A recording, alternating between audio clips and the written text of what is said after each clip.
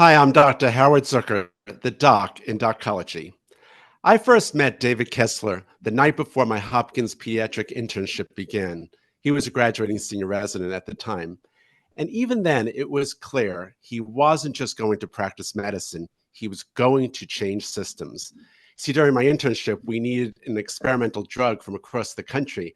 And I asked people, how do I get it? And someone said, well, when David Kessler was here, he just called Washington, FDA, DOD, Department of Defense, whatever it took. And I said, wait, as a pediatric resident, I can do that? And the response was, no, David Kessler could, you cannot. And that tells you pretty much everything about Dr. Kessler. He thinks big, he moves institutions, and he changes public policy. And now, decades later, he's back with a new book, Diet, Drugs, and Dopamine. It's about more than just obesity. It's about how our brains and our cravings, for that matter, have been quietly rewired by modern life. Dr. Kessler served as the FDA Commissioner under Presidents George H.W. Bush and Bill Clinton. He was on the COVID response team under President Biden, and he has served in the past as the Dean at Yale Medical School and at the University of California, San Francisco. I've known David for over 40 years. That's a long time. And he's as passionate about medicine and public health now as he was when we first met.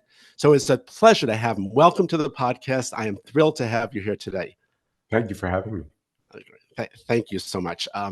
You've written several books on nutrition and obesity. And I was wondering why, if you could tell us a little bit why you wrote this book at this particular time. You mentioned COVID.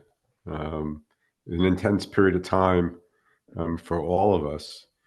I had the opportunity, to co-lead Operation Warp Speed. At the end of it, I found myself, these 18-hour days, 7 days a week. You were instrumental, Howard, in getting us to the other side. We lived 676 million vaccines within 5 miles of everyone free, again,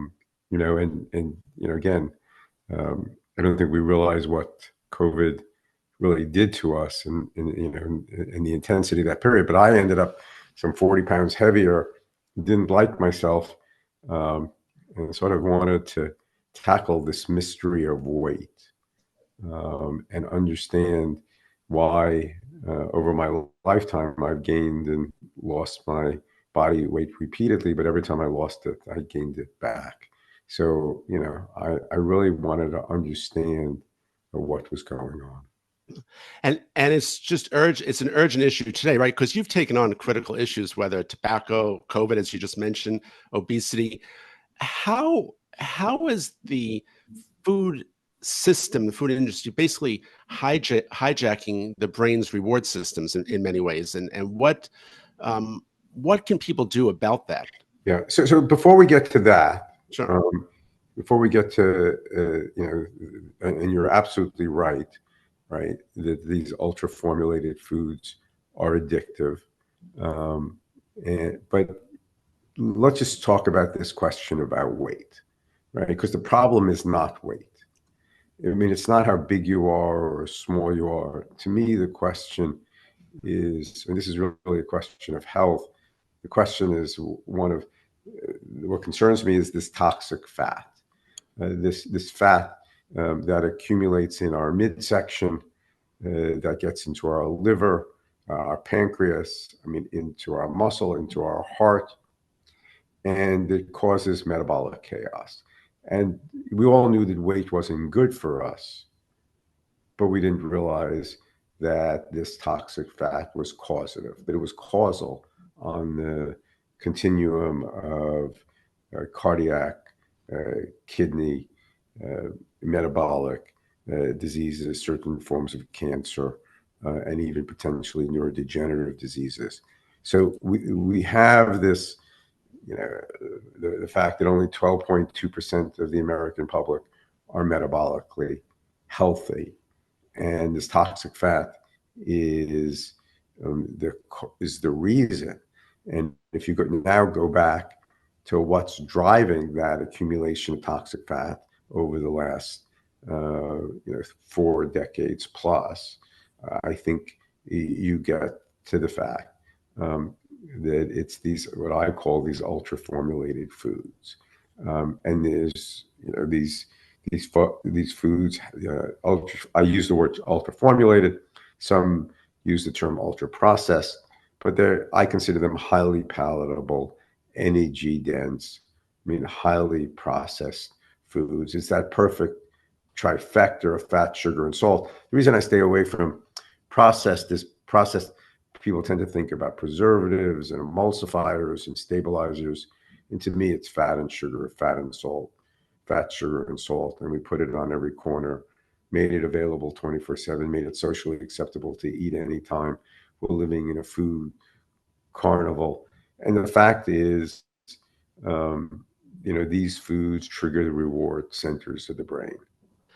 And two things. One is on the toxic fat. You mentioned in your book that all of these different diseases that people have, some of these chronic diseases, the percentage increase of or how much people can actually end up with some of those chronic diseases has magnified multiple fold as a result of some of this toxic fat around the organs that do different things that can cause illness. So whether it's the adrenal glands or the heart or the liver, as you mentioned, I want to ask you about that, but also the ultra processed versus ultra formulated.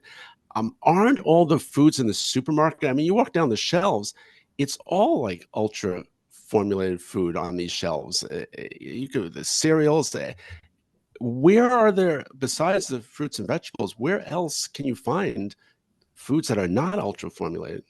Well, you're right. I mean, the enemy, the culprit is not food.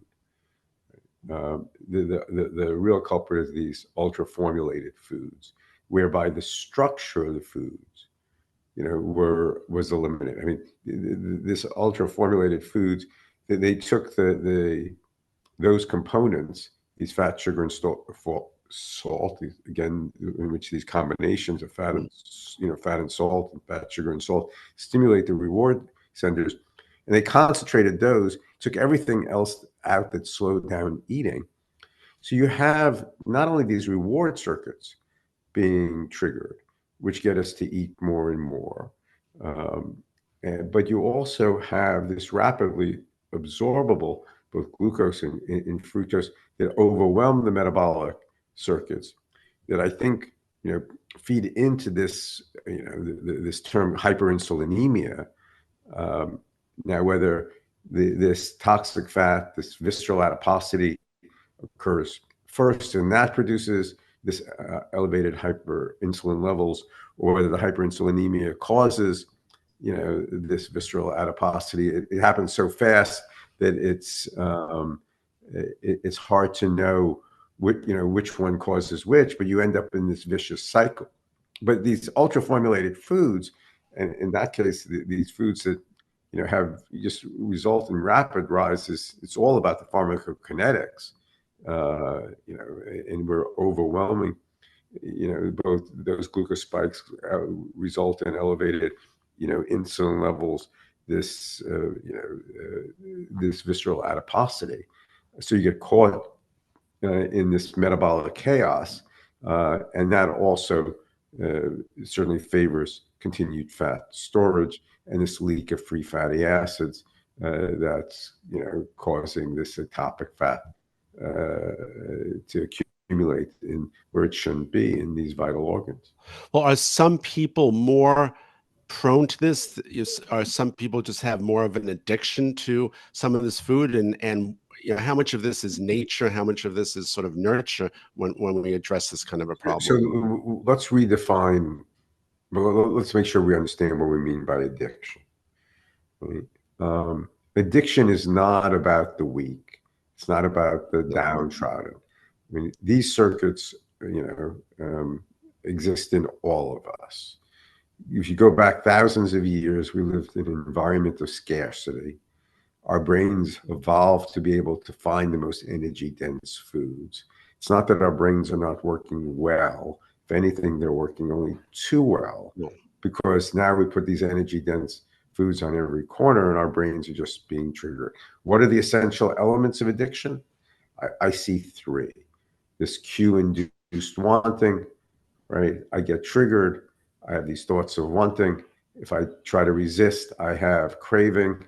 right? And then what dawned on me is every time I lost weight, I mean, I was sure to gain it back. Why did I always relapse? Right? I mean, and in the end, those addictive circuits are there. We don't change our food environment. We don't change our relationship with food. Um, the those addictive circuits, that power of food. I mean, for many of us, this pull of food is very real. Now, we're all different. We're all wired to focus on the most salient stimuli. What interests me is not the people who have a struggle with their weight. It's people who don't get what we're talking about. Those are the ones I want. What are they captured by? What are their circuits wired for? Is they just don't respond, or it's just that other things are salient to them? And so what we have is this mystery of weight. I mean, at the core are these ultra-formulated foods, right? And these ultra-formulated foods are addictive. And now we have these drugs that come along that can tamp down that addiction, right? But the ultimate solution, right, I mean, is to deal with these ultra-formulated foods. So there's two parts. Of one is that industry, we have to address the industry perspective of this, and then we have to also address sort of what people can do in their own lives to sort of try to control how much their own intake is, and perhaps also, that's why I wrote this book. yeah. I wrote this book because if we wait for the food industry to change the food environment, it's going to be a long time coming, and we don't have that time because only 12% of us are metabolically healthy. The American body is ill, and we need things to be able to protect ourselves and reclaim our health. So on the industry side of this, and you took on big tobacco, and I'm sure 20, 30 years ago, people probably said it's going to be a tough job to take on the tobacco industry or the pharma industry. But now you have, for lack of a better phrase, big food. So the administration now, RFK Jr., is going to take on the food industry. How successful can he be in addressing these issues? And also, from your experience of taking on big tobacco, what lessons could he learn from that to help achieve the goal of taking on the food industry? One thing in Washington is you understand you have to get things right and right the first time. I think the focus on these ultra formulated foods is right. I think the focus on chronic disease is right. But if you see where he's focused on things like food color dyes, on seed oils. However laudable that is, I mean that's not really what's driving this problem. This problem is the reason the American body is ill is because of this toxic fat, this central adiposity, this visceral adiposity, this fat that's accumulating in our waist. And it's because of the energy dense, highly palatable, high glycemic foods. So, I mean, he has one chance to get this right. And I just don't think he's focused on the real culprit here. So if we could switch, you could switch seats with him. He was on the podcast, which I'd love to have him on, and talking about whatever subjects he wanted to, but you were sitting as the secretary.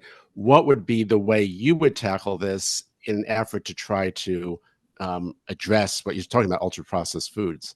Well, I mean, I think you have to give people the tools to be able to deal. Once you realize these are the addictive circuits, and these addictive circuits are not going away, you obviously have to change that food environment. And he can play a key role, but he's going to have to deal with fat, sugar, and salt. This is not about color dyes, right? I mean, again, those things are fine, but that's not what's driving these food addiction. Now, the fact is that how do you tamp down the circuits? And these new anti-obesity drugs are one tool. They're not a magic pill. They're not a panacea. But understand how they work. I mean, so you have the food addictive circuits on the one hand driving intake, and what's powerful enough to overcome those food addictive circuits. Right? So the way these drugs work in significant part is both on the gut and that part of the brain called the hindbrain that slows down gastric emptying. So food stays in your stomach longer.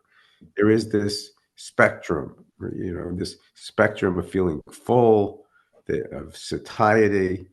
There's Thanksgiving fullness, right? We go, and then I can take you, if food stays in your stomach longer, I mean, I can take you to that edge of nausea, and sometimes over that cliff into outright, GI distress, right?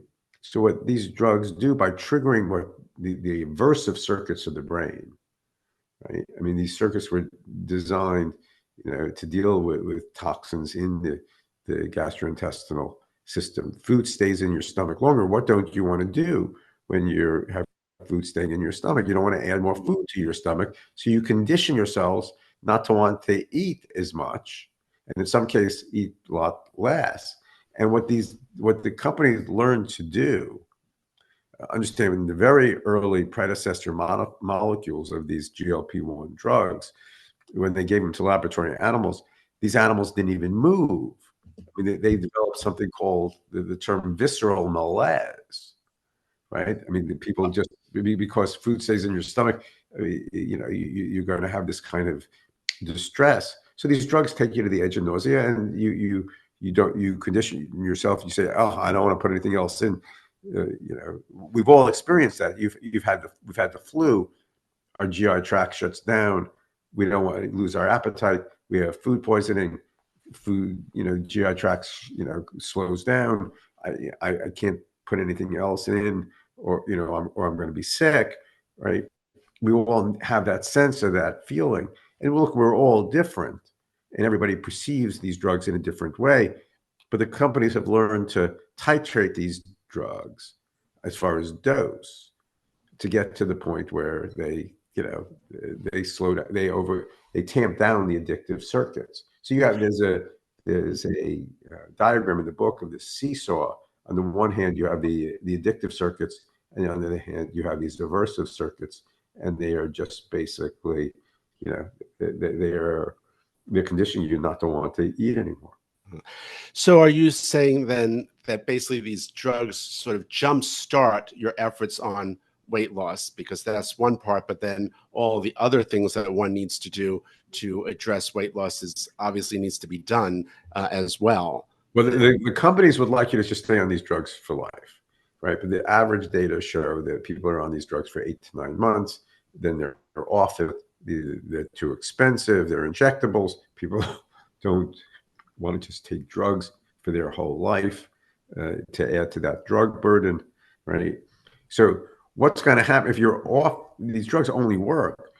You only have this, this sort of satiety, this edge of nausea while you're on these drugs. Go off these drugs, and people gain back the weight. So what's going to happen in 3-5 years? People will have taken this drug, spent thousands of dollars, lost the weight, gone off the drug, gained back the weight, and we're going to say, hey, this is one big failure. So one thing the FDA needs to do with the companies is to learn how to use these drugs in the real world. I think the most important thing is these are a very powerful tool. They have real adverse events, right? They are not a cakewalk, but they can help you to change your relationship with food. But if you're not going to stay on these drugs for your whole life, then you have to use other tools and use a whole toolbox of nutritional support, behavioral change, physical activity, as well as drugs. Look, there shouldn't be any shame or stigma about using these drugs. Just because I don't have, the hormones to my degree of satiety or fullness, it's not equivalent to yours. So getting help here, but you need a team. Bariatric surgery, go back, 2-3 decades, was pretty dangerous until people figured out how to provide comprehensive support. In some ways, the weight loss associated with these drugs comes pretty close to that bariatric surgery. The companies have not told people, the data on how much people are eating when they're on this many people are eating less than 1,000 calories. Some are eating 600, 800 calories a day. That's semi-starvation. That has to be done under good medical care. And again, you can use, while you're on these drugs, can you learn to change your relationship to that I don't want that ultra formulated food. I don't want to put large portions in my stomach because I'm going to feel lousy. Can you condition yourself and change that relationship so that carries over when you're off these drugs? Or do we get the data to show that it's safe and effective to be able to go off these drugs, come back on these drugs if you need a little kickstart again? I mean, to take you to that edge of nausea, so you recondition yourself. We got to figure out how to use these drugs wisely. Unpacking a few things you mentioned, because you touched upon the cost of the drugs. Medicare, Medicaid, are they, is that going to be a challenge for people to be able to continue to use these drugs, not just for obesity, but also for diabetes? And how do we address that challenge? So the Biden administration had agreed to propose to cover these drugs for weight loss. There's a provision in the statute that says they can't be used for weight loss, but then they reinterpreted that to say, yes, but they can be used for obesity. And the current administration has not agreed to cover these drugs. So these drugs should be made available. They're important tools. Imagine struggling your whole life with these issues, with weight. And now something comes along to help you deal. Again, it's not weight, it's about health. It's about cardiac disease, renal disease, diabetes, cancer, and there's something available. And, I mean, it just shows you how broken the healthcare system is. What did we do? The companies charge excessively for these drugs. There is this thing under the Food and Drug Act that certain compounded drugs could be made, but those drugs come, the source drugs, the API material, is made in China. There are a lot of middlemen. You don't even know where that drug necessarily is coming from. FDA is not assured the safety. So people wanted access to these drugs, they couldn't afford the brand name drugs, so they had to resort to these drugs for whom the safety is, could not be assured. Right now, the pharmaceutical companies are lowering their prices to compete with the compounded drugs. So something's wrong with that picture. You mentioned in the book also about the AMA saying that there are many of these online GLP-1 sellers who operate illegally. You're touching upon that. And also the National Association of the Board of Pharmacy said there are tens of thousands of these online pharmacies that are illegal. So how does the public know who they should trust when they're getting? You don't. I mean, it's the Wild West. I mean, when you deal with these branded name drugs, again, and they're too expensive, they need to get the prices down. But when under the brand name drugs, at least there's something called a drug master file that gets filed. You know where it gets made. You know the quality assurance standards. There aren't even what I call reference standards. I mean, on these other drugs to test against, so you know what should be in the drug. So what could if you were the FDA commissioner today, what could you do to sort of make sure the public is safe regarding this issue? Is there you want to make sure the public has access to affordable quality drugs, right? So you have to, I mean, the administration has to get the price of these drugs down, but provide drugs for whom the safety has been assured, not drugs that are, just you're playing roulette.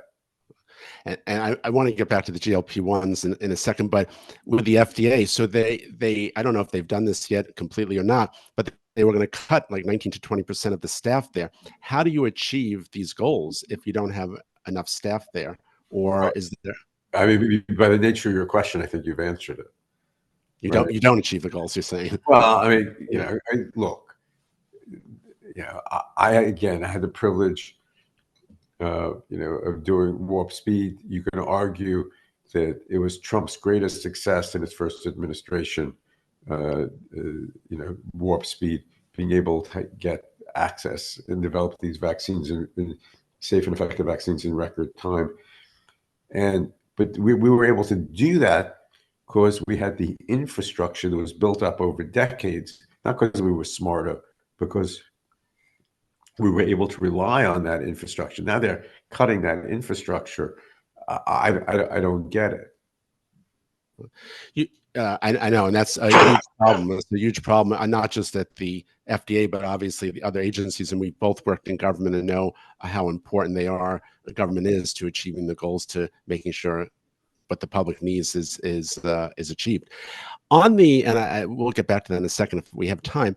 On these GLP-1s, what I've read, and I've saw the New England Journal of Medicine article from 2023, which basically said that, they studied 17,000 people in 41 countries, and they said these drugs protect you or help you or decrease the incidence of heart attacks or cardiac deaths.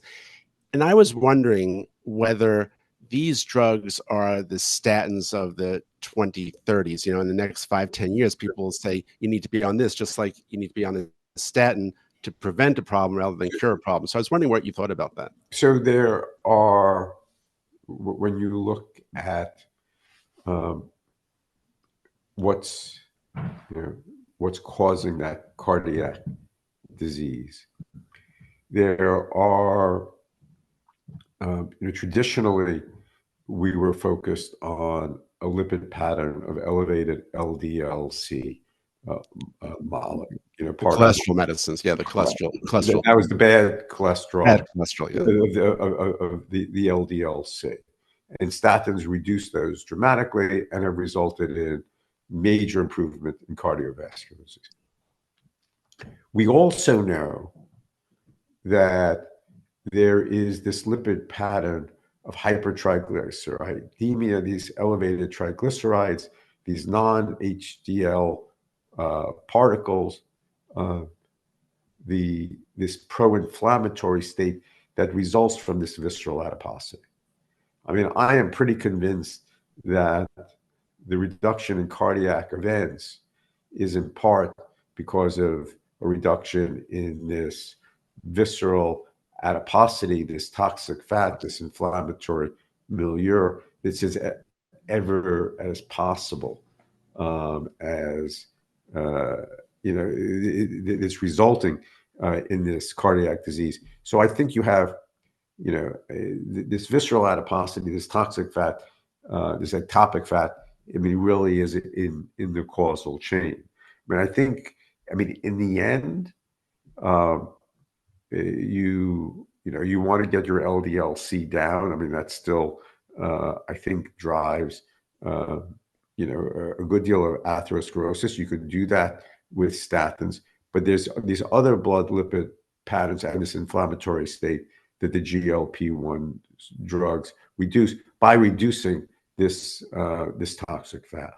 So basically, the toxic fat, if you have a lot of fat around the muscle's you're not gonna be able to run as well. If you have a lot of fat around your pancreas is not going to do its job. The adrenal glands aren't going to do the liver, the heart. I mean, but it really causes this release of free fatty acids, this increase in inflammatory molecules, that's what's going on.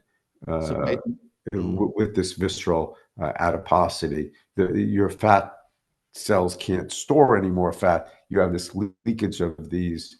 You may have this toxic fat spillover, into these vital organs that help cause and feed, what Jerry Reaven back in the 1980s called metabolic syndrome. He just didn't realize that this visceral adiposity, this toxic fat, was central in that.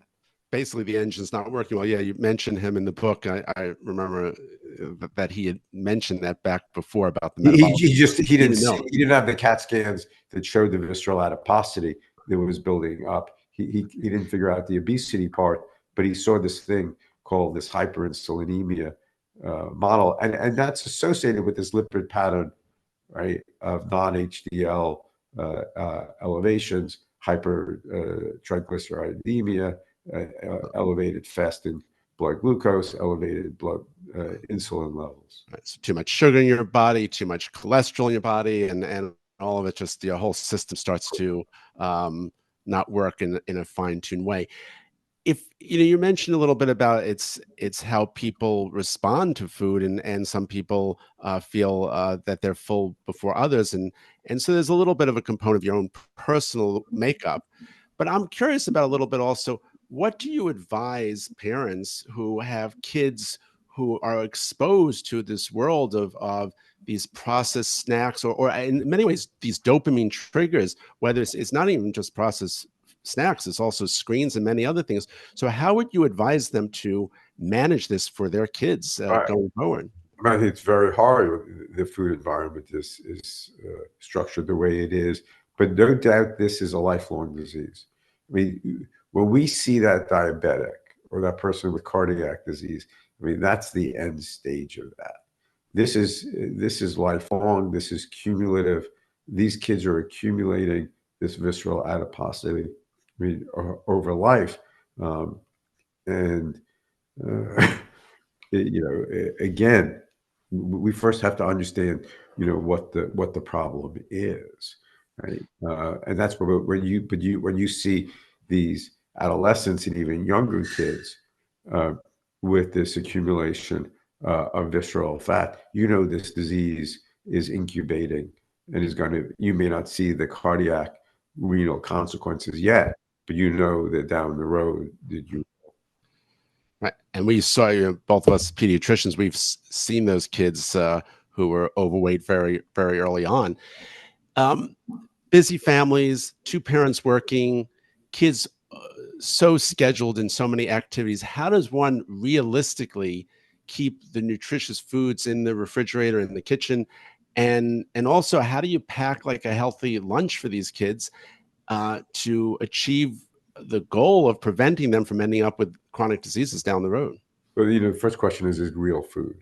I mean, again, the culprit isn't food. The culprit are these ultra processed foods. I mean, when you look at these foods, if they don't exist in nature, I mean, they were obviously, I mean, processed, and what the industry learned to do was, I mean, there were certain advantages. I mean, they were shelf stable. They lasted longer. They didn't spoil, but they learned to dial in that fat, sugar, and salt.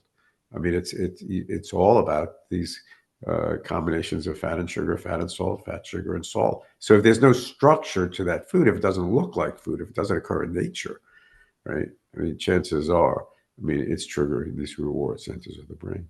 So, going back to the issue with government, how to, if it's fat, sugar, and salt, what else could the government do to Yeah, sort of regulate? but Howard, hold on a second. Yeah, This is yeah, not just about government. I mean, you and I spent our career in government, but look at tobacco.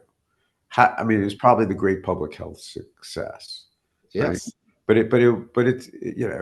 sure, there were taxes, there were warning statements. You couldn't smoke in secondhand smoke. I mean, on planes, et cetera, and that was always a chipping away. But what did the tobacco? I mean, essentially, though, what the tobacco industry did, right? At the turn of the prior centuries, they took it.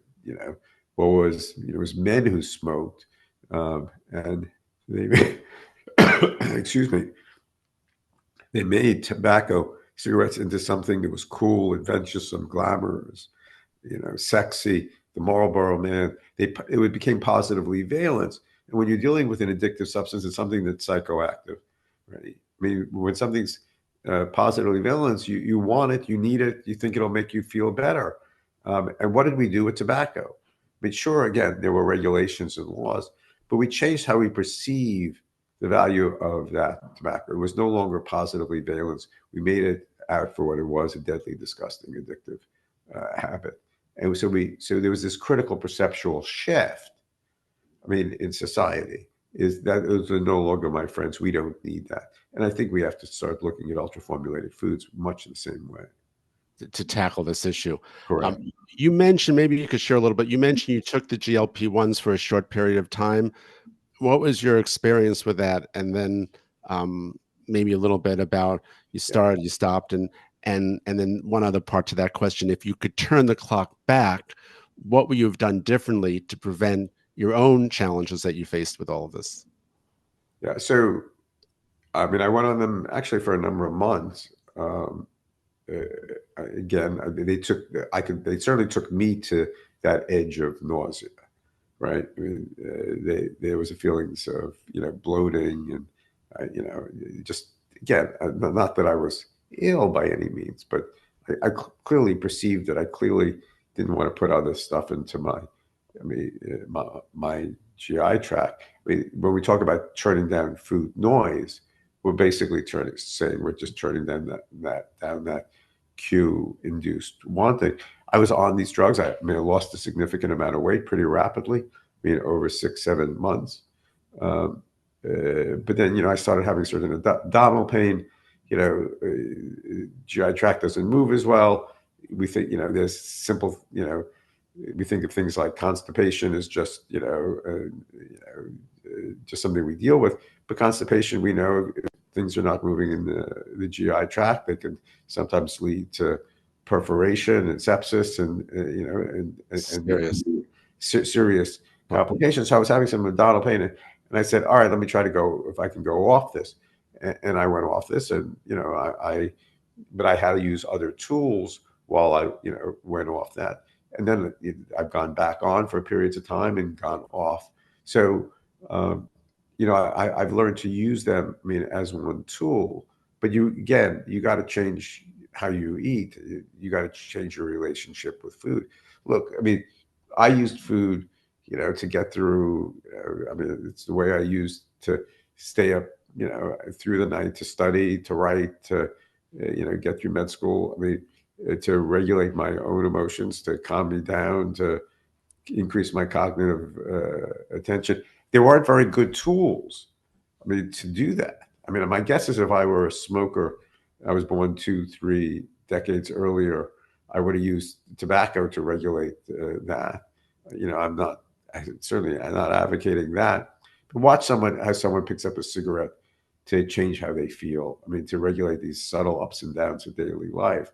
I was using food in much the same way. Could I have trained myself to emotionally regulate not to use this?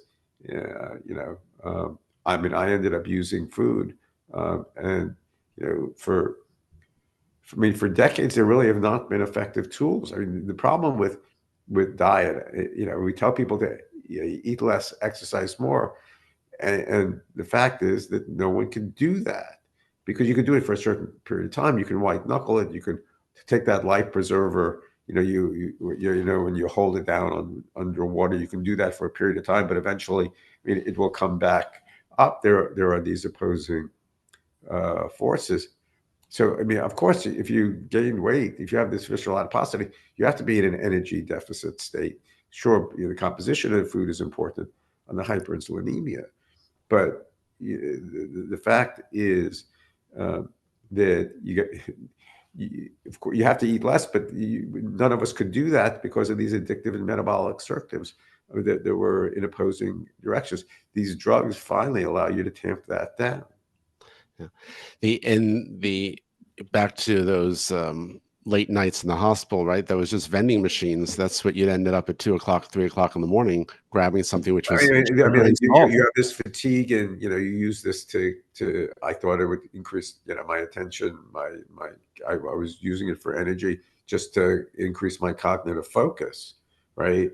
Can I get another 2-3 hours? At 2-3 o'clock in the morning. So again, I was just using these as drugs to keep me going. And not easy. Always a challenge there. We want to go to our subscriber questions, but I just wondered if you could share like 3 takeaways. The book is incredibly thorough, covers so many different issues, but I wonder if there are 3 takeaways that you maybe could share with our audience regarding. So, the most important thing is that we can reclaim our health, right? I think we can crack food addiction, and we can use these drugs to change our relationship with food, right? But these are only one tool. They're not a panacea. They're not a cure-all. Mm-hmm. And any other key things you think, just on the perspective of you gave me 3. I thought that I do, right?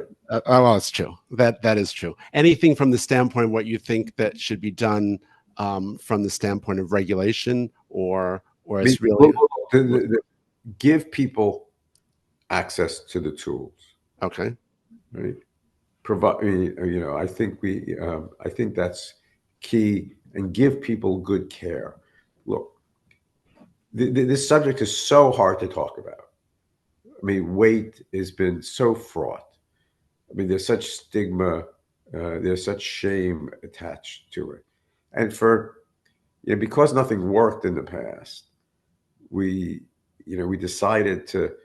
I mean, in essence, some people just said, "All right, let's forget about it. Just have, let's celebrate body positivity at any size." The hard part with that is that there are these real health consequences to that. So how do we talk about that? Letting people reclaim their health, but not adding to that shame or stigma. And I think when you realize it's not willpower, I mean, it's really this toxic fat, and they're both metabolic and these addictive forces. I mean, we just have to. There should be no shame and no stigma about getting help. I mean, that's the key. You want to talk about personal responsibility? Personal responsibility is go get help. But when you're dealing with these addictive forces, do not think you can deal with this alone by yourself. And that is a critical issue, to make sure you have sort of a team behind you within your family, your friends, and your doctors and others. We reached the point in our show where I turn to our most important guests, which are our subscribers. So we're going to tee up questions, and I'm sure there are questions for you, David, about this. I always make a key point here that the information we share on the podcast is just for informational purposes, and you really should speak with your doctor because they know your medical history if you have a specific question about. We're not practicing medicine on the Right. podcast. Right, exactly. That's exactly well said. Thank you, Kat. Who should we turn to first? You usually have the first question, Kat, but so I'm going to ask the first okay, question, good. and then we have a few questions in the chat. I'll bring those folks up. But I was wondering if there are genetic factors that influence someone's sort of susceptibility to food addiction in some way, shape, or form. If there's any way you could speak to that. Absolutely. It's not only just food addiction, it's also the metabolic consequences of this ultra formulated foods. We know there's certainly populations that have high degree of insulin resistance and this toxic fat at sizes for many BMI was really adopted back several hundred years. I mean, in a white male population, but you look at, for example, South Asians, they have insulin resistance develop at BMIs of 18, 19, and 20 even.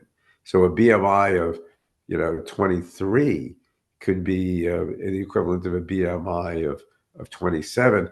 That clearly tells you that there are certain genetics at play. And just a quick thing, what's in the toxic fat? I mean, you mentioned a little bit. Is there?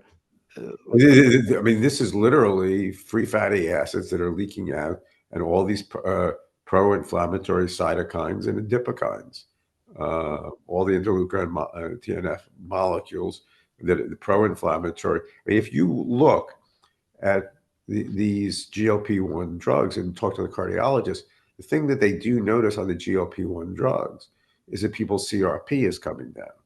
That's the inflammatory C-reactive protein, an inflammatory marker. Right. So that's coming down. So in some ways, it's these drugs are shutting down the inflammatory component, and that's coming out of this visceral adiposity that can't hold on to these free fatty acids and other pro-inflammatory molecules. Thank you so much. Kat. I'm going to bring up Rick, who has a question for y'all. First, Howard, thank you again for a fantastic conversation. Dr. Kessler, you have been a hero to me and to a lot of people for many years. So it's a real honor to hear you and to ask a question.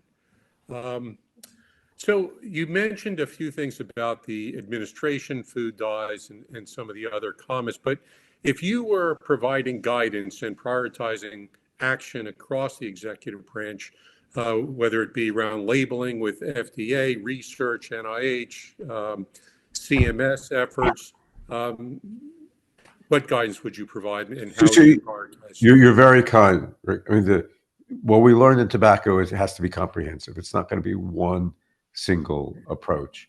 I mean, at FDA, the food label, which we worked on, right, which we did back in the early 1990s, it's become iconic in some ways. I mean, it's great on fat, sugar, and salt, and on calories, but it doesn't tell you the biological effects of what these foods are doing, what the ultra-processed foods, what's the rate of rise of glucose, what its effect on insulin levels. I mean, so just take, what FDA could do, CMS, I mean, can provide access to these drugs, providing, the kind of reimbursement so people can get comprehensive care, right? So people will get paid to spend the time to help me reduce this visceral fat. I mean, you need a whole toolkit of regulatory approach, as well as being able to educate the American public and change that perceptual shift of what is the ultimate problem. I mean, you have one industry making billions of dollars, making us sick. You have another making equal profits to reverse what that former industry does. I mean, if you were from Mars and you came down and looked at that, you would say something's wrong with that. You got to change that what's the underlying root cause? I mean, and deal with that. And that's the middle supermarket aisles. But again, it's just not processing. I mean, I can make some of this ultra formulated foods in my house, right? And accumulate this visceral adiposity. So again, you got to clearly identify the problem. Thank you. Thank you. Great question, Rick. Thanks, Rick. So I'm going to bring up Ms. Ronnie. She has a question for you.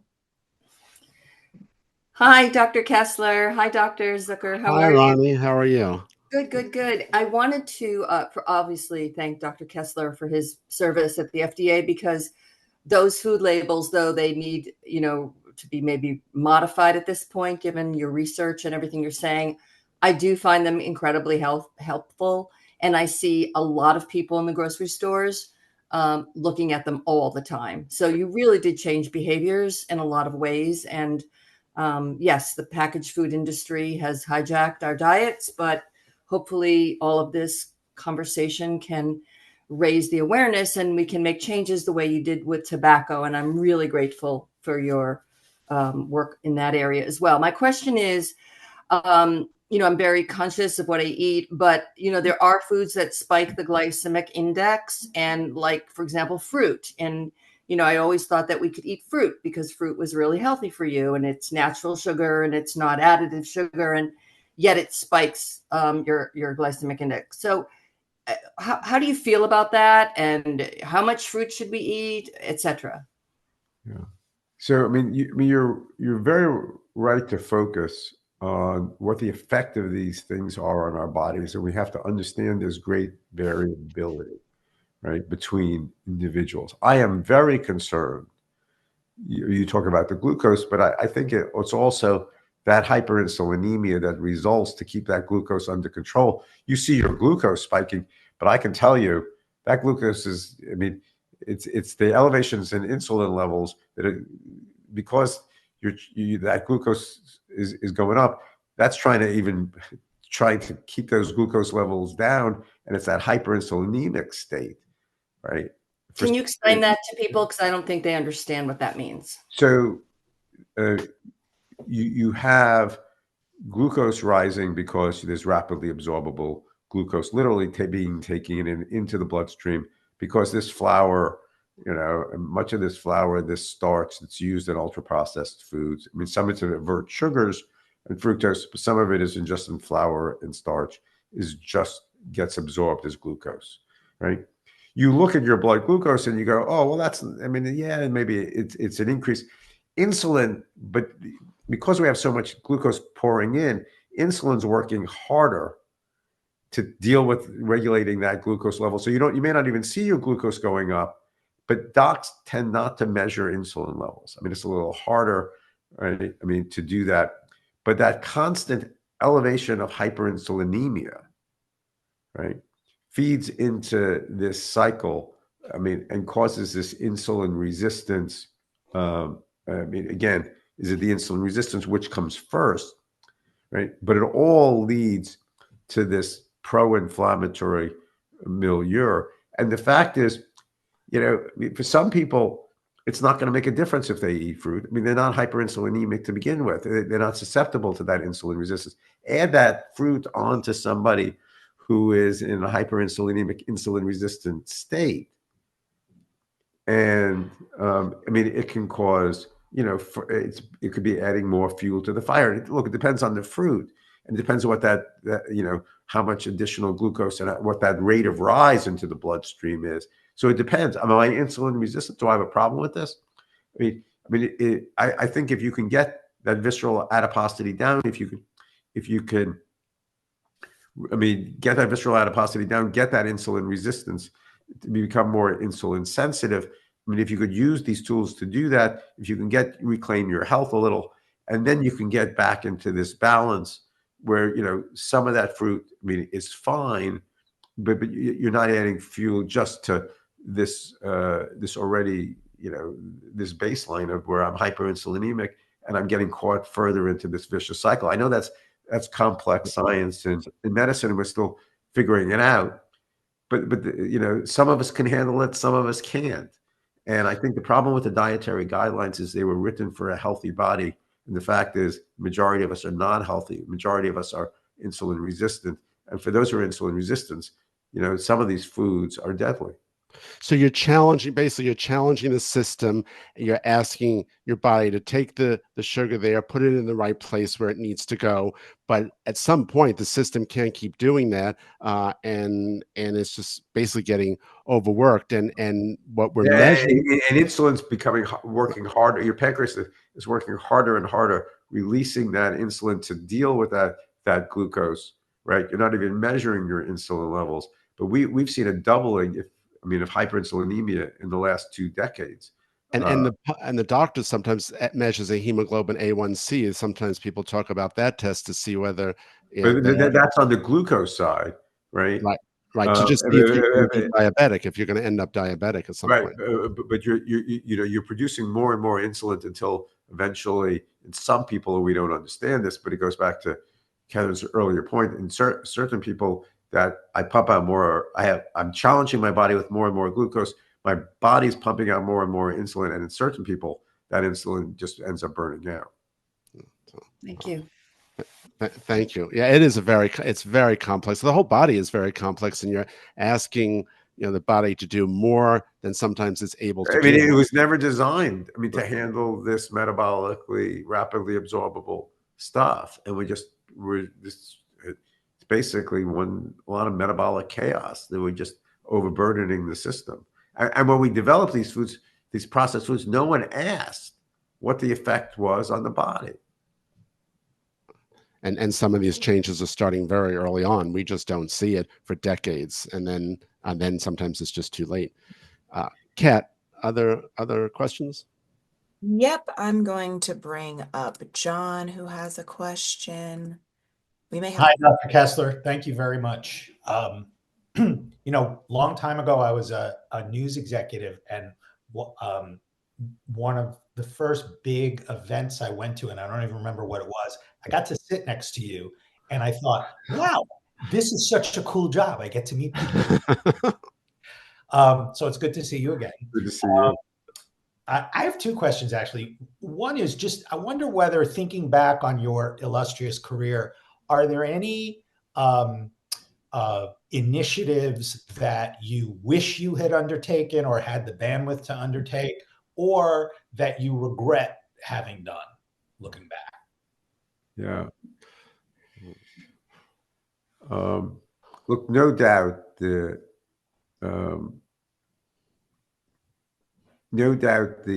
tobacco effort, right? The investigation of tobacco, I think, changed. It was you know, we added a chapter, but we did the investigation into the industry, the regulation of tobacco. Again, it was a chipping away.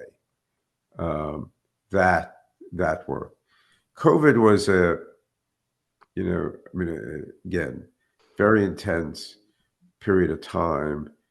you know, get 676 million free vaccines developed in record time, delivered to everybody, put on every corner. And yet there's still, people look back, and maybe we just have to expect it. There's such controversy associated with it, right? Why such controversy? I mean, associated with something that was so, I mean, so, you know, I mean, I just, I mean, you know, I mean, it helped us get to the other side. There were a million lives lost. I just think we don't realize the intensity of the period that we went through. Yeah. My next question is actually for both of you. I wonder if you could talk about the different satisfactions or challenges of treating patients rather than treating populations. You're both accomplished doctors, but you went into public health. David, you want to start? That's a great question. That's a great question. Look, I wrote this book, and I wrote, you know, this latest book. I mean, I see it as no different than taking care of patients. I mean, it was not meant to be a policy. I mean, there's some policy. I mean, at the end, I wanted to give people the tools. Most docs, most dietitians, most nutritionists don't have 6-7 hours to educate their patients to have the tools. So, I mean, to me, I mean, my goal in writing this was to give docs and dietitians and nutritionists something that they could refer their patients to, right? I mean, so that they could, because I mean, these being able to reclaim your health, you have the tools, but you have to know how to do it. And again, it's no one and done. So to me, it was very important. You know, Howard's asked me a lot of policy questions, and I'm happy to engage in them, right? But what I care about is giving people the tools, which I see as no different than taking care of individual patients. I guess, John, I would answer that the difference for me is a little bit about the internal feeling and the external feeling, in the sense that doing policy work, I feel there's an internal sense of knowing that what you're working on today will make a difference next month, next year, or 10 years from now, and you know you're helping the population at large. That's internal sense. Externally, I will give an example. In a couple months from now, I'm going to the wedding of one of my patients who I took care of when she was 4 months old. And there's an external sense of sort of saying, there she is, right there, standing there, walking down the aisle, and knowing that you helped make sure that was going to happen based on something that happened decades before. And that's sort of very obvious and external, and is an internal feeling as well, but you can see it right in front of you. So I think that's sort of the difference. But I think both of them are extremely valuable, and it makes one feel that you've helped society and the human condition. Great. Thank you. And thank you both so much for devoting your considerable skills to the public when you could have probably made a ton more money going the other way. Probably true. Probably true. Kat, who else do we have, or is that our last question? I did see a question come in from Miss Jerry, but I wanted to see if I can get her to ask her question. Otherwise, we can close it out, but I'm not seeing her come up, so it's okay. We can make that the last one. Well, I will say that there's another. Jerry is a friend of mine. There, back to John's question. So Jerry is someone whose child I took care of, and who has a child of her own who I've been meaning to actually get to see one of these days. And so that's another example of that feeling of knowing you've made a difference for people in the world. So, Kat, anything else, or should we close out for the day? All good to wrap up Right. for the day. Great. Thank you. And David, thank you. It's been wonderful to speak with you about the issues of diet, drugs, and dopamine. It's a great book, and I recommend it to all those who read it, not just those who are struggling with weight, just in general. It touches on so many issues. It's a timely subject. The food industry obviously is under the microscope, and we need to figure out how we address the roles they have played in obesity. I want to thank you for all the work you have done, as John has mentioned, on public health in so many areas: tobacco, COVID, obesity, medical education, and your perspective on the FDA and the federal government in general, and how the wheels of administration obviously turn.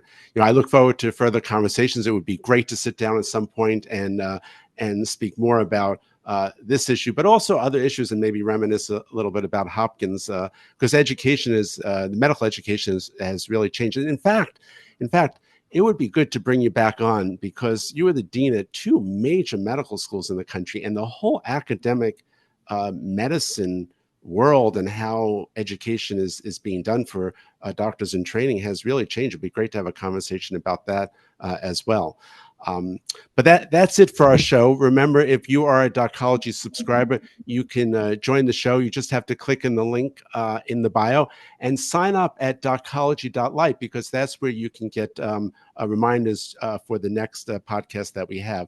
But tune in next time, because the topic we cover may just save your life. Docology is a production of Hang Media. Our producer is Catherine Warren. Ronnie Selig is editorial advisor. Our creative director is Anna Richard. Janine Wilson of Wilson Media Group handles paid marketing. Our publicists are Leslie Ann Wade and Jerry Caracoli. Theme music was composed by Nick Kitts. Subscribe and join our community at docology.life. Until next time, move, wash your hands, and stay healthy.